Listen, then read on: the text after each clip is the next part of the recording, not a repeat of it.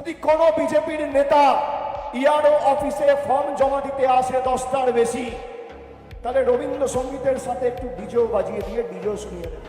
আপনারা আমাদের ভয় দেখাবে, একদিকে ইডি আর একদিকে ইসি, একদিকে তদন্তকারী সংস্থা আর একদিকে ইলেকশন কমিশন। এই বুথে কারা রাজনীতি করে? হাত তোলো তো, হাত তোলো। যারা বুথে আছে হাত তোলো। দুদিন আগে তোমরা দেখেছো বাঁকুড়া একটা গাড়ি ধরা পড়েছে।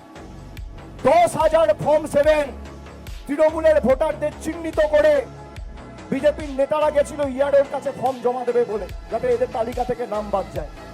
আমরা রুকেছি। গতকাল কলকাতায় করতে এসেছিল একটা ওয়ার্ডে, আমরা রুকেছি। প্রত্যেক এইআরও আর ইআরও অফিসের বাইরে তৃণমূলের প্রতিনিধিরা থাকবে। 10টার বেশি আইনত বৈধভাবে কোনো ফর্ম জমা দেওয়া যায় না। যদি কোনো বিজেপির নেতা ভাবে শেষ মুহূর্তে ফর্ম জমা দেওয়ার শেষ তারিখ ছিল কাল, যেহেতু বিজেপি ফর্ম জমা দিতে পারেনি, সময়সীমা বাড়িয়ে 19 তারিখ করেছে।